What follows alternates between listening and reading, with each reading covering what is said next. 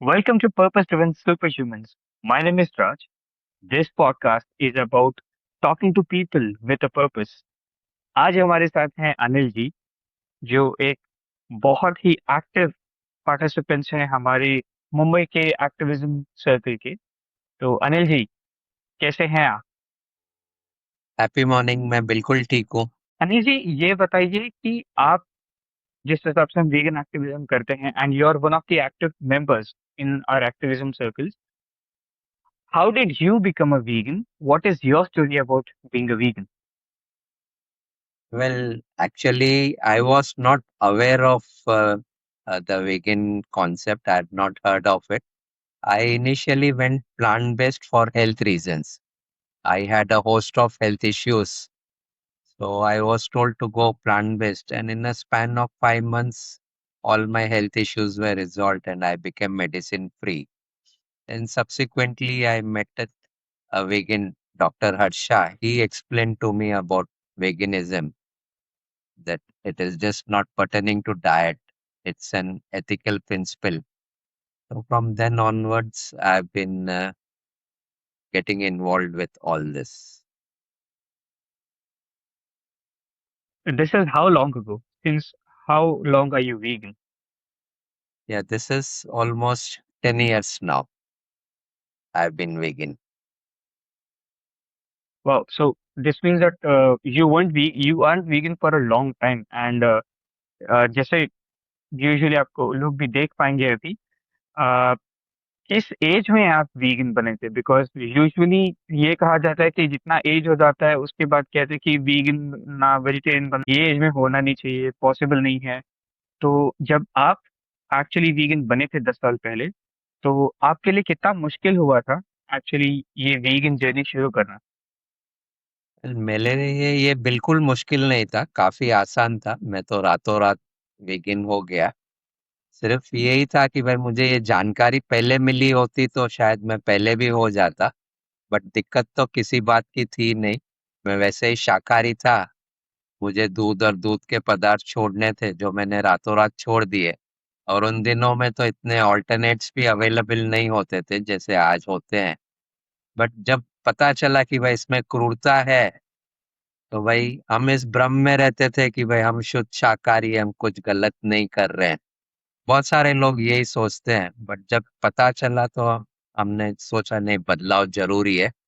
और रातों रात हमने अपने आप में बदलाव लाया, कोई दिक्कत नहीं हुई इसमें। ओके एंड जैसे कि आपने कहा कि आप तो रातों रात बदल गए, आपको दिक्कत नहीं हुई वीगन बनने में, लेकिन काफी टाइम ऐसा होता है कि हमें ये भी सोचना होता है कि जिनके साथ हम रह रहे हैं, हमारी फैमिली, हमारे फ्रेंड्स, उनको भी इस चीज से काफी झिझक होती है कि अरे आप वीगन बन रहे हो तो हमारी लाइफस्टाइल चेंज हो जाएगी, हमें क्या दिक्कत होगी? तो how did you navigate around that? आपने उनसे कैसे बातें की इस बारे में?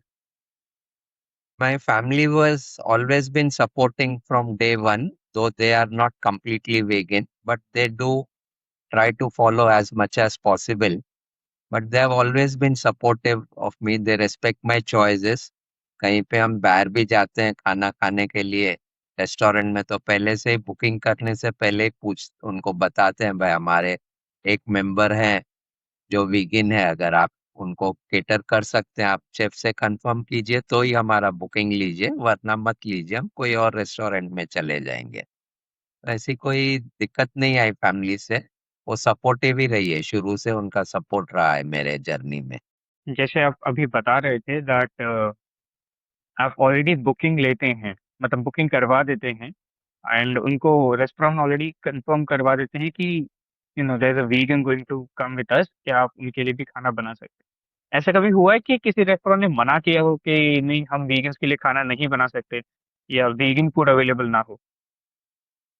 हाँ, एक ऐसा एक्सपीरियंस हुआ था हमारा। वो भी एक बड़े 5 स्टार होटल में गए थे। वहां पे उस शेफ को पता ही नहीं था कि भाई वेगन खाना क्या होता है या कितने डिशेस उसमें बन सकते हैं।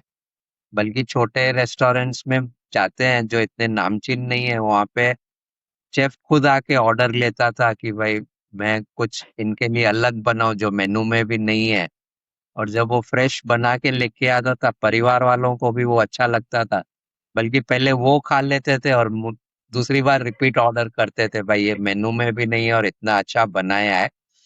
बाकी एक जगह ऐसा हुआ इंसिडेंट, मैं उस होटल का नाम नहीं लेना चाहूंगा, बट वहाँ के चेफ को 5 स्टार होटल में उनको पता सकता है, उन्होंने एक या दो ऑप्शन ही बत which was very disappointing actually.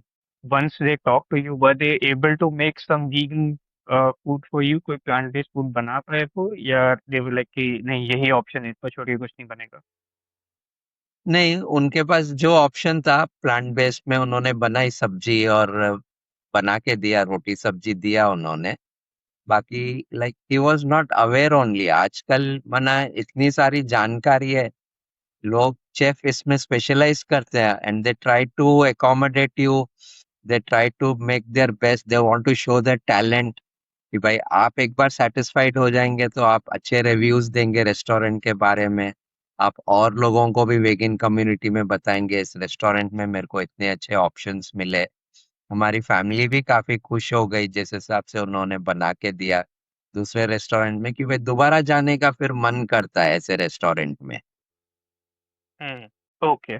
अब यहाँ एक इंटरेस्टिंग बात ये मुझे पूछनी है, बिकॉज ये 5 स्टार रेस्टोरेंट ने आपको कहा कि उनके पास नहीं है ऑप्शन या नहीं बना पाएंगे, बट जो छोटे रेस्टोरेंट थे जहाँ आप जा रहे थे, एंड जो यहाँ पे शेफ आके आपसे डिशेस पूछ के कंफर्म करके आपको बना के भी दे रहे थे, क्या कभी ऐसा लगा है कि टेस्ट में बहुत ज्यादा डिफरेंस आ गया हो या अच्छा नहीं बना हो बिकॉज खाना वीगन है? बिकॉज ये पूछने का कारण भी है क्योंकि लोगों को काफी वक्त ये लगता है कि यार वीगन खाना टेस्टी नहीं होता, खाने में चिकन होता है या मटन होता है, आप वो बदल के टोफू डाल देते हो या फिर आप सोयाबीन डाल देते हो, टेम्पे डाल देते हो, तो खाने का टेस्ट ही बदल जाता है। तो कितना फर्क आ जाता बिल्कुल नहीं, बल्कि मैं सच बात कहूँ तो हमारे परिवार वाले भी काफी खुश थे जो स्टार्टर्स वगैरह उन्होंने बना के दिए, और मेन कोर्स में भी वेज, हमारे परिवार वालों को भी अच्छा लगा।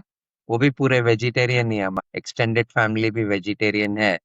बल्कि उनको ऐसे अच्छा लगा कि भाई ये ऑप्शंस भी है और इतने अच्छे बन सकते हैं, तो सबको खाने में मजा आया।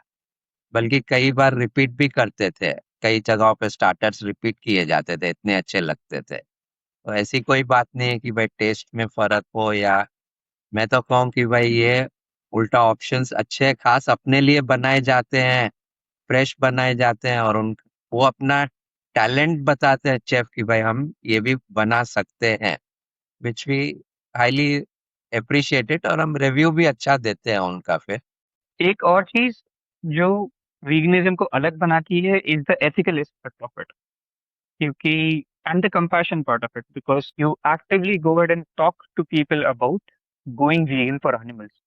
Tell us a little bit more about it, how did this activism start? आपको कब ऐसा लगा कि यार मैं वीगन हूँ ठीक है, लेकिन लोगों को भी वीगन बनना चाहिए? एंड कैसे आपकी जर्नी शुरुआत हुई एक्टिविज्म? हाँ, जैसे मैंने आपको बताया, मुझे वेगन कम्युनिटी में मैं किसी को नहीं जानता था। डॉक्टर हर्षा पहले थे जो मुझसे आके मिले और मुझे ये वेगनिज्म के बारे में बताया उन्होंने, और वेगन कम्युनिटी से भी इंट्रोड्यूस कराया, एक्टिविस्ट से इंट्रोड्यूस कराया, और हम साथ में एक्टिविज्म करते थे। मैं, डॉक्टर हर्षा और दूसरे एक्टिविस्ट भी थे, लोगों में ये जानकारी देते थे भाई सिर्फ वेगन होना ही काफी नहीं है, मुझे जानकारी भी देनी है। मुझे ये जानकारी इतने साल से नहीं थी, मेरी जिंदगी के 50-53 साल ऐसे ही गुजर गए कि भाई मैं इस क्रूरता में भागीदार था। मैं नहीं चाहता कि और लोग भी यही गलती दोहराए, तो मैं समझता था नहीं भाई लोगों को ये जानकारी देना, फिर बाकी किसी को जबरदस्ती तो है नहीं भाई, किसी को समझ में आता है, जानकारी मिलती है तो लोग अपने आप में बदलाव लाते हैं। तो यही एक मोटो था कि भाई नहीं, खाली वेगन होना काफी नहीं है, ये हमें लोगों को जानकारी भी देनी है और लोगों को भी जागरूक करना है इसके बारे में, ताकि क्रूरता जानवरों के प्रति कम होती जाए। आप कितने टाइम से एक्टिविज्म कर रहे हैं, एंड किस किस टाइप का एक्टिविज्म करते हैं अभी आप? मैं एक्टिविज्म पिछले 10 साल से कर रहा हूँ। और ज्यादातर मैं स्ट्रीट एक्टिविज्म करता हूँ, लोगों से वन टू वन इंटरेक्शन करता हूँ। फिर इसके अलावा कि भाई स्ट्रीट एक्टिविज्म हुआ, फिर जब भी मॉनसून होता था तो हम ट्रेन में भी एक्टिविज्म करते थे। कॉलेज में लेक्चर्स देने हैं स्टूडेंट्स को, वहां पे जाके उनको भी शेयर करना है। या कोई क्लब में हो गया, कोई ग्रुप है, उनको भी जाके टॉक देना है वेगनिज्म के बारे में, क्रूरता के बारे में बताना। फिर अभी कुछ और भी एक्टिविस्ट है हमारे ग्रुप में है जो चाहते हैं कि भाई नहीं, हम वो ऑनलाइन में ज्यादा ये है, तो मुझे कहते हैं भाई आप उसमें भी भाग लोगे। मैं बोलूंगा यार definitely I will take a part in it. तो हम कभी कोई कॉमेडी रील बनाते हैं, कोई हेल्थ पे बनाते हैं, I am always ready for it. इससे एक्चुअली मुझे एक आपकी रील याद आती है जिसमें आप अमिताभ बच्चन बने हैं।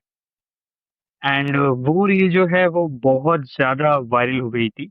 उसके बारे में बताइए। हाँ, एक्चुअली जैसे कौन बनेगा करोड़पति प्रोग्राम अमिताभ बच्चन जी होस्ट करते हैं, तो वहाँ पे अपना एक कंटेस्टेंट हॉट सीट पे वेगन था, उन्होंने अमिताभ बच्चन जी को जानकारी दी। और उन्होंने ये जाके अपना रिसर्च भी किया घर जाके, और अगले दिन आके उन्होंने कबूल किया कि गाय भैंस है, ये दूध अपने बच्चों के लिए देते हैं, ना कि हमारे चाय और कॉफी के लिए देते हैं। उन्होंने वो रील काफी वायरल हो गया, उसी को प्रमोट करने के लिए फिर हमारे ग्रुप ने सजेस्ट किया हम ऐसा कोई रील बनाए जिसमें आप अमिताभ बच्चन बने। तो वही रील प्रमोट करने के लिए फिर मैंने अमिताभ बच्चन का किरदार निभाया, ऐसे एक शॉर्ट रील बनाया। उसके हमें काफी व्यूज मिले, about more than 4 lakh views we got in that. तो दिस इज अल्टीमेटली, हमें ये नहीं है कि भाई इसका क्या आउटकम होएगा, क्या रिवॉर्ड होएगा, हमें अपना एफर्ट करना है। बाकी we don't look at the result क्या आने वाला है उसका। We just have to put in our best foot forward, that's it. And you've been doing outreaches for so long, you've been doing different kinds of activism for so long. Do you think it is effective? Yes, definitely. I've seen people changing, like people who have been, like in my initial days also, I did a talk for an hour, wherein all the 100 people who attended the talk were all non-vegetarians. They said, yes, we have not heard of this concept of being a vegan. We know only two things, non-vegetarian and vegetarian. They said, let us take a first Hmm. step. We will become vegetarian, then we will take the other step of becoming vegan. I said, even that is a good start कि भाई मैंने उनके साथ उस दिन चर्चा की जाके, और उस दिन मेरा ये टेक अवे था कि भाई चलो, किसी ने उसी दिन कमिट नहीं किया कि मैं वेगन नहीं बनता हूँ, बट उस दिन जो डिनर रखा था उन्होंने कहा कि भाई नहीं, चीफ गेस्ट आज वेगन है, तो पूरा उस दिन मेनू उस दिन का उन्होंने वेगन आइटम्स रखे थे। तो मुझे ये तसल्ली हुई कि भाई चलो, मेरी वजह से उस दिन इतने जानवर कटना बच गए, जानवर मरने से बच गए। तो usually they have a non vegetarian dinner on their monthly meet and all.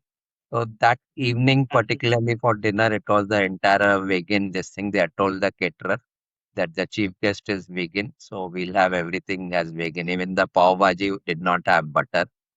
So it was a completely vegan dinner. So that was a big this thing for me, consolation for me. Wow. This is really heartwarming to hear it from people that they do respect when someone else, uh, has an ethical choice. And even if they do it like one meal at a time, that still shows that we are bringing a lot of difference. क्योंकि वो अब वो इसलिए नहीं कर रहे because just vegetarian खाना वो खाना चाहिए। अब वो वीगन खाना कॉन्शियसली इसलिए बना रहे हैं बिकॉज वो समझ रहे हैं कि कहीं ना कहीं जब आप वीगन खाना बनाते हो, आप वीगन खाते हो, तो आप एनिमल क्रूरटी को सपोर्ट नहीं कर रहे हो। तो with that consciousness when they put that effort, तो it does make a lot of difference. Yes, and what happens is where non-vegetarians are there, they definitely are aware that what we are doing is wrong. There is cruelty involved in this. A life is lost because of them. But vegetarians are very defensive that what they are doing is not wrong. Consuming milk doesn't involve any cruelty. Like I also was not aware of it. So we Hmm. need to make them aware also that today we are one of the leading exporters of beef and the largest producer of dairy in the world. उनको ये जानकारी देना है और लोग समझते भी हैं, बदलते भी है. Yes, I may not say overnight they do it. Some people do it overnight also. But yes, a seed is planted in them. And yes, they will definitely. I have seen many people changing also. Like you have given an example about the gathering of 100 people, जहाँ पे आपको बुलाया गया था and you talked about veganism. Is there a specific outreach, street outreach that you can think of that was very impactful according to you? And how did it turn out to? Tell us the story. Yes, it was about 2 years ago. I had a conversation with a gentleman who was there at Marine Drive by the seafront. It was Eid was there, so I did not directly approach him as such. I knew that he would be eating non-vegetarian. He being a non-vegetarian, I did not approach him directly saying that he's a non-vegetarian or make him feel low, you know. I said, no, I'm not superior to him as such. Then I went and wished him, greeted him on his festival being Eid. He was quite happy with that. Then I started having a conversation with him about uh, climate change, minimalism, and he was quite interested and he showed his interest. He said, yes, even I ought to follow. Then gradually I brought that conversation to veganism. And like the initial resistance, what he had towards me, in the end, it gradually, at the end of the conversation, there was a lot of change in him. And he, in fact, requested for a picture with me that he said, I would always carry this with me and follow what you have told. So I've seen many Parsis, Muslims, people from other communities also change when they come to know what they are doing is wrong, how it is impacting the planet. They do take a decision to change. Wow, that is so interesting to know that most people just don't know. And once you make them aware, it does bring a change into them. But एक बात जो आपने story बताई उस पे एक चीज में मैं और बात करना चाहूंगा वो है जब आपने कहा that I did not make him feel low because I am not superior to him, which is such a profound thing to be told to be talked about as an activist. Uh, can you highlight a little more on that? जब आप कहते हैं कि कोई मेरे से बड़ा नहीं है, कोई मेरे से छोटा नहीं है, आप ये अप्रोच से कैसे बात करते हैं किसी से? हाँ, मैं ये कहूँगा कि मैं उनको यही कहता हूँ कि भाई मैं भी आपके जूते में था। मुझे जब जानकारी नहीं थी, मैं भी आपके जूते में था। मैंने भी ये गलती दोहराई है अपने आप से, मुझे जब तक ये जानकारी नहीं थी। इसमें कोई गलत नहीं है। आपको जैसे मुझे मेरे माँ-बाप ने मुझे बड़ा किया, उन्होंने बोला बेटा दूध पियो, दूध अच्छा है और मैं स्कूल कॉलेज में भी यही बोलते थे, डॉक्टर भी यही बोलते थे, तो मैं दूध और दूध के पदार्थ का सेवन करता था। वैसे ही आप ऐसे पले बड़े हो जहाँ आपके घर में बोला गया कि भाई चिकन मटन खाओ, अंडा खाओ, ये सेहत के लिए अच्छा है, तो उसमें आपकी गलती बिल्कुल नहीं है। आप वैसे पले बड़े हैं, वैसे माहौल में आप ये हुए हैं, तो ये आपकी वो कंडीशनिंग है, उसमें कोई दिक्कत नहीं है। बट जिस दिन जानकारी आती है, वहाँ चेंज आना अवश्य है।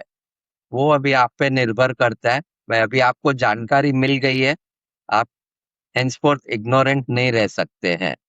ये आपका कंसाइंस अभी आपको ये करेगा कि भाई नहीं मुझे अपने आप में बदलाव लाना है।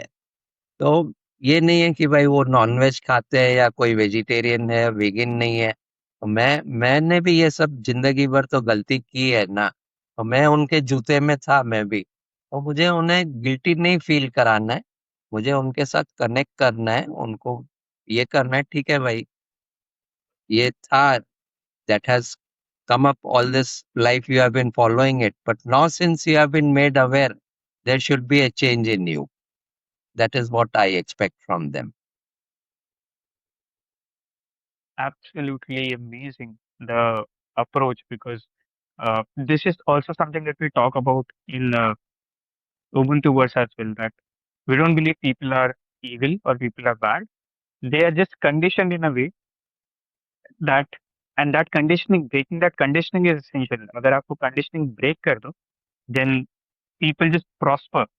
They find their purpose. They start prospering into a completely different, compassionate human being. So there are a few questions जो generally हमको outreach के time पे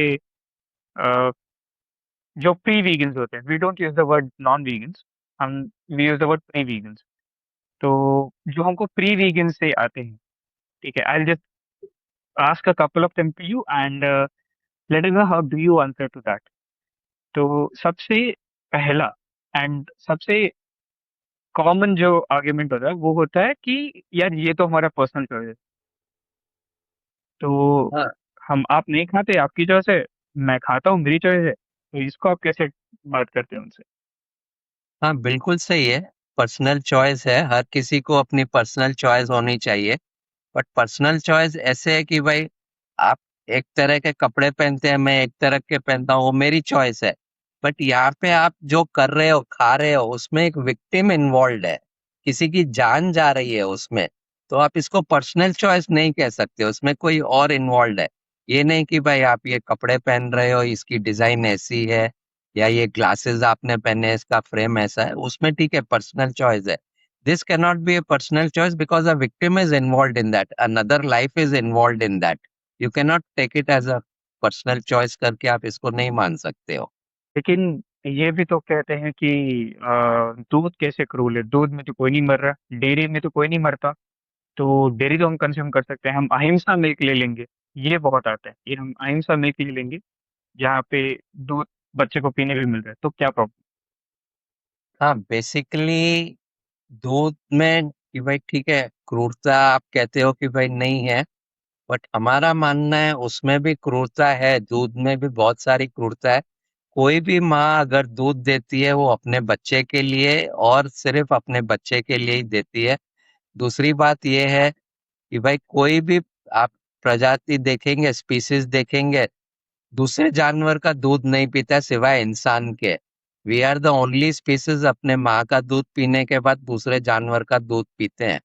हमें कोई अधिकार नहीं है उनके प्राइवेट पार्ट्स को हाथ लगाने का। वो सिर्फ बच्चा ही मुंह लगा सकता है। वो जो गाय का, भैंस का बच्चा रहता है वही मुंह लगा के दूध पी सकता है। हम दिन भर उनको वही 1 फुट चेन से बांध के रखते हैं, वहीं पे वो खाते हैं, पीते हैं, मलमूत्र करते हैं, उसी में बैठते हैं, वहीं पे उनका दूध निकाला जाता है। तो कोई हमें ऐसे बांध के रखे तो ये क्रूरता हमें कभी महसूस नहीं होगी। हमने कोविड देखा था, हमें बिल्कुल पसंद नहीं था, एक मास्क भी लगाने के लिए हम अनकंफर्टेबल रहते थे। हम चाहते थे लॉकडाउन में भी बाहर निकले, हम कब बाहर निकलेंगे। तो उनकी जिंदगी क्या होगी, जिन जब से पैदा होते हैं अंत तक वो ऐसे बांधे रहते हैं, और वो जब तक दूध देते हैं तब तक फायदा होता है किसान को। जिस दिन दूध की प्रोडक्शन कम हो जाती है और दूध देने लायक नहीं रहते हैं, तो अभी उनका खर्चा कौन पालेगा, उन्हें कसाई खाने बेचा जाता है। तो इनडायरेक्टली हम बीफ इंडस्ट्री को सपोर्ट कर रहे हैं, लेदर इंडस्ट्री को सपोर्ट कर रहे हैं। इमीडिएट क्रूएल्टी नहीं है, तो आगे चल के क्रूएल्टी तो है। उनका लाइफ स्पैन जो नॉर्मल लाइफ स्पैन रहता है, उससे 15-20 साल की बजाय वो 5-6 साल में ही कसाई खाने पहुंच जाते हैं। ये हमारी दूध की वजह से, जिसके बिगर भी हम स्वस्थ रह सकते हैं। और आज तो बहुत सारे ऑल्टरनेट्स भी है हमारे दूध के लिए, विकल्प भी है। दूध के पदार्थों के लिए भी हमारे पास ऑल्टरनेट है। हमारे पास वेगन प्लांट बेस्ड मिल्क्स बहुत सारे हैं। सोया है, ओट्स के हैं, मिलेट्स के मिल्क हैं, राइस मिल्क है, कैश्यू मिल्क है, आलमंड मिल्क है, बहुत सारे ऑप्शंस हैं। और आपको मिठाइयाँ भी मिलती है अभी, वेगन मिठाइयाँ, वेगन चीज है, वेगन बटर है, वेगन कर्ड्स है। आपको क्रूरता करने की कोई जरूरत नहीं है, एनिमल प्रोडक्ट लेने की कोई जरूरत नहीं है। हमें उन्हें फोर्सिबली हम लोग को उनको प्रेग्नेंट नहीं करना है, ब्रीड नहीं करना है। उनको ना ही ऑक्सीटोसिन के इंजेक्शंस मारने हैं कि भाई एक मिल्क प्रोडक्शन बढ़े। तो बहुत ये सब तरह की क्रूरता ही है। डायरेक्ट नहीं तो इनडायरेक्टली हम पे कर रहे किसी को ये क्रूरता करने के लिए। लेकिन अनिल जी, ऐसे कहते हैं कि अंडा तो वेजिटेरियन है। अंडे में से तो कोई बच्चा भी नहीं निकलता जो अंडा हम खाते हैं। तो वो तो खा सकते हैं ना फिर। नहीं, देखिए कोई भी चीज जो जानवर में से आती है वो वेजिटेरियन नहीं हो सकती है। वेजिटेरियन किसको कहते हैं, शाकाहारी किसको कहते हैं? जो शाक फल सब्जी वगैरह होता है, कोई जमीन से पैदा होता है या कुछ पेड़ में से हुआ। अंडा भी एक जानवर में से आता है, तो उसे हम वेजिटेरियन नहीं कह सकते हैं। उसमें भी बहुत सारी क्रूरता होती है। जो पोल्ट्री फार्म्स है उसमें भी बहुत सारी क्रूरता होती है। उनका जो नॉर्मल एग्स देने का ये रहता है, जो साइकिल रहता है, उससे कई गुना ज्यादा एग्स प्रोड्यूस करवाते हैं। तो उनको कितनी तकलीफ होती है उन मुर्गियों को भी। और जो मेल चिक्स रहते हैं उनको तुरंत ग्राइंडर में डाल दिया जाता है, वो कोई काम के नहीं रहते हैं। फीमेल है तो फिर उनको रखते हैं कि वे आगे चल के वो भी अंडा देंगे। तो ऐसा इसमें नहीं है कि उसमें क्रूएल्टी नहीं है। और खाने की कोई रीजन नहीं है आपको, कि जितना प्रोटीन आपको अंडे से मिलता है उससे कई गुना ज्यादा प्रोटीन वगैरह आपको प्लांट बेस्ड सोर्सेस में भी मिलता है। हाँ जी, एक आखिरी सवाल। ठीक है, आप जो कह रहे हो ये सब तो सही है, लेकिन मेरे एक के बदलने से क्या हो जाएगा? बाकी सब तो वही कर रहे हैं जो पहले करते थे, वो सब तो नॉन वीगन है, एनिमल क्रूरटी सपोर्ट कर रहे हैं। तो मैं अकेला क्यों बदलूं?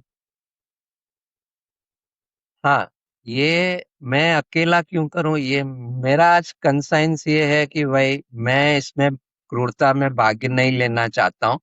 और आज मैं अकेला हूँ, बट बदलाव धीरे धीरे आता है। बूंद बूंद से समुद्र बनता है।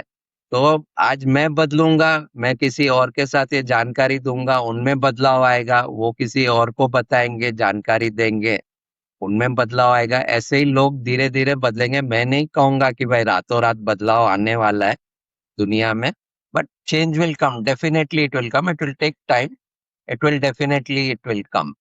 Things are changing, the winds are blowing towards this, and they are positive. Today, many people are aware of veganism and for cruelty. They don't want to opt for those animal products. They are changing. Definitely, it will take some time. And I'm not saying 100% everybody has to change, but today we are in a minority. Gradually, people will change. So there will be a substantial percentage of people who have changed. It will not only be good for the animals, for the planet as well. I can see why you are such an effective activist.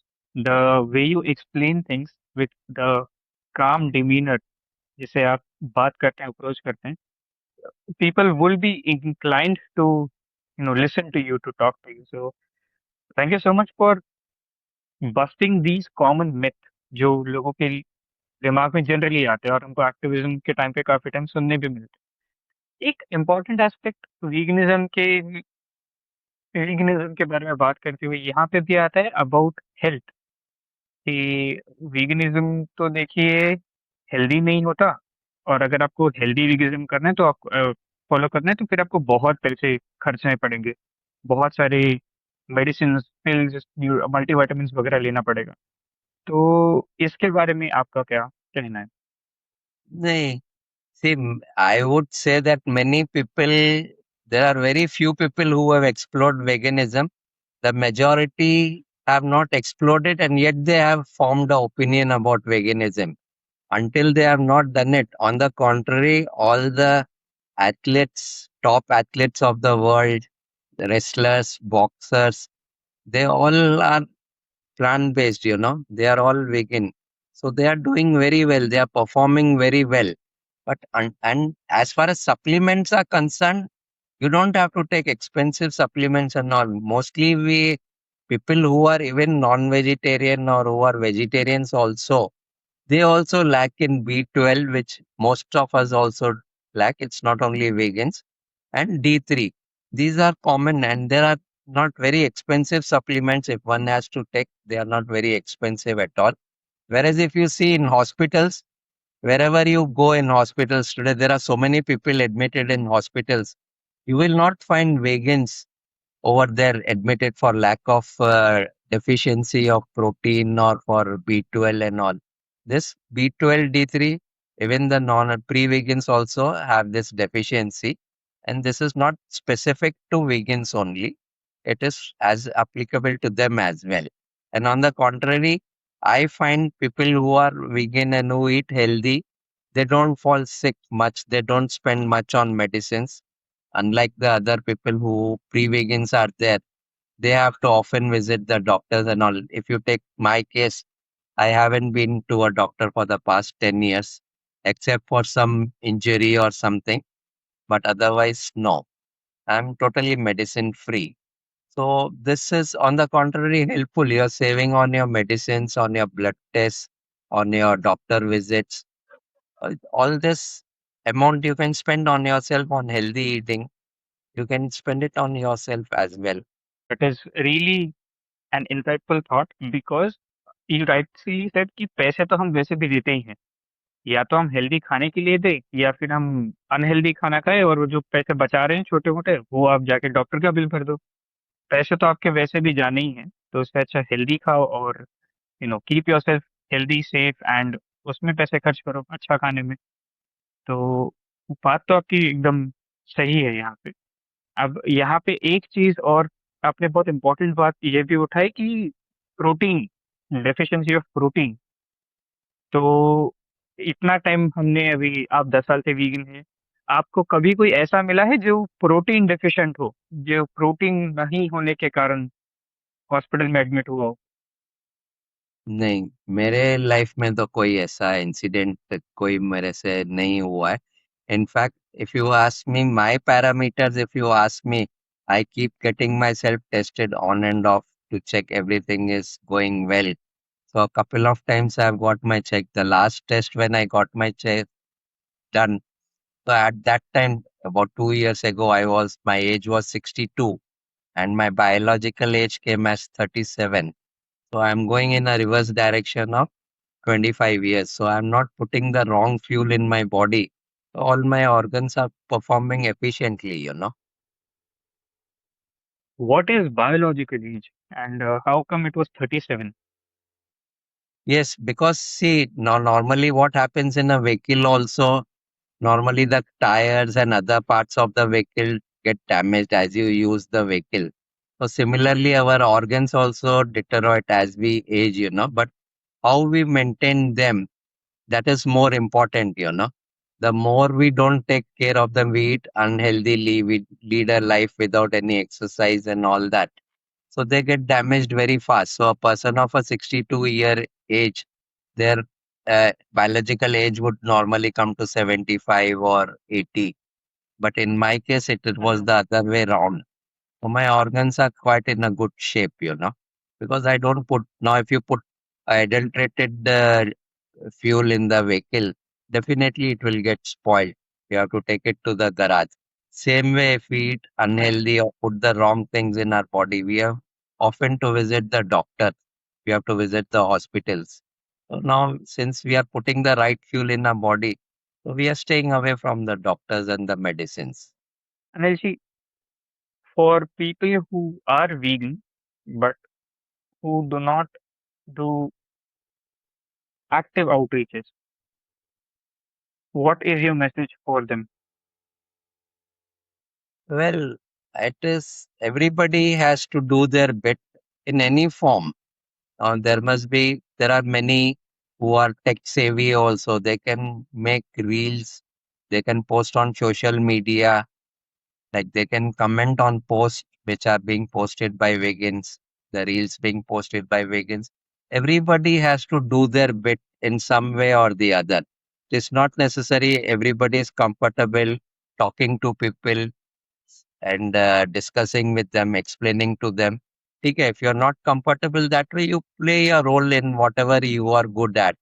You may be good at making content, make that content, post it on social media. But the message has to go to the people that there is cruelty involved in what they are doing and what should be avoided, what are the alternates available. Mostly what I've seen is people are not aware, like I'm also one of them. that alternates are available and a person can lead a healthy life without consuming animal products also. And as I remember, both of us have also completed the Veganist Academy. How has Veganism Academy helped you in your way of doing outreach? Yes, was doing outreaches all along, but then I came to know about Veganers Academy and I immediately joined that. I said, no, when there is a scope of improving, I should learn where I'm wrong or how better I can do my activism. So that will give better results in the outreaches what I am doing it currently. I'll be doing it in a better way. So having joined that, I learned quite a few things over there where which were my shortcomings, and I implemented those in my outreaches. And again, I shared it back in the academy to show by where still is there any further scope of improvement. Like I was not using non-verbal actions, I was not using, and making the other person feel like I'm so low, I'm superior to them. All this I learned in the Veganers Academy, and to connect with them first. I should first connect with them, then only I can take it forward. Once I connect with them, it becomes very easy to take the conversation forward. It is not necessary I directly approach them. Are you a non-vegetarian or a vegetarian? You are involved in cruelty. No, it's okay, na. That's fine, absolutely fine. But first, I have to connect with them. Hello, how are you doing? You have a lovely outfit you have worn. You're into fitness. That's a good thing. So first, you need to connect with them, appreciate them. All this I learned in the Veganist Academy, and it made a lot of difference in my activism also. You're also one of the most active students of the Veganist Academy because आप हर weekend activism करते हैं. Every Saturday or Sunday morning, you do activism without fail. How do you bring that consistency? कि no matter what happens, मुझे जाना है, मुझे weekend पे outreach करना ही है. How do you bring that discipline? हाँ, सी एक्चुअली आई फील कि भाई वीकडेज में भी करना चाहिए, बट वीकडेज में हर कोई बिजी रहता है इतना कि भाई people are so busy in their daily schedule, in their daily life. It is more of a like a life of maintenance.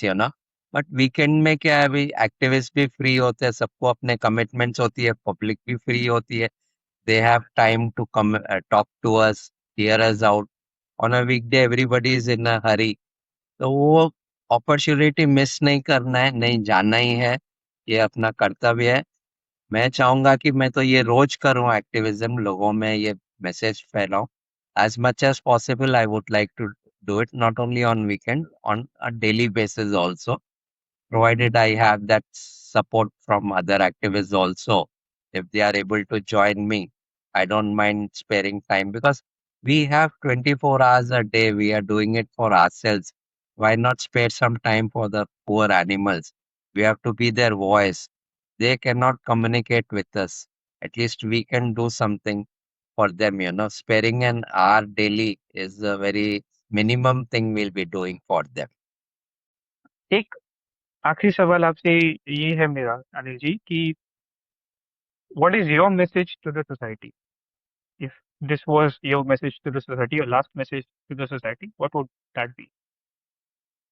I would say everybody that we have only one life, we have only one planet, and we ought to live this life very properly. We are harming the planet also as much as possible. We have to save the animals, save the planet also.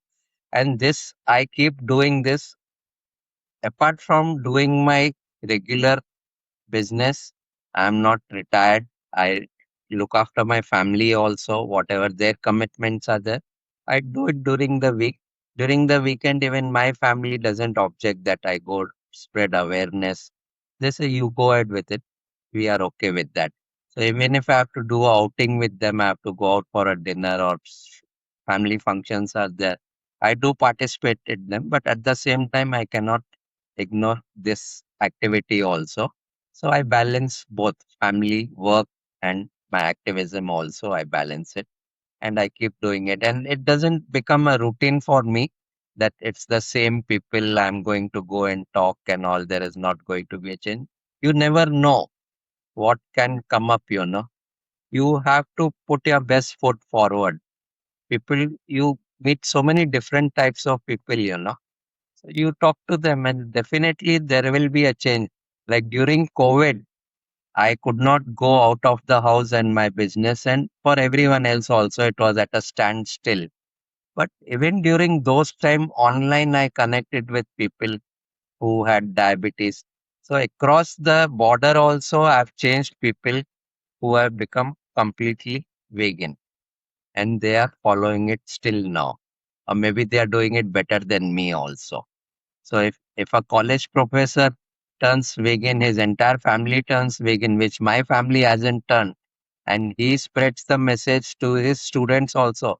That's a big achievement for me. Rather than sitting at home and watching TV during COVID, so I did this also as well during at that time. So that phase also passed away, you know, and it was a good this thing. So still today we are in touch. I appreciate that he's doing better than me, and I share my resources with everybody.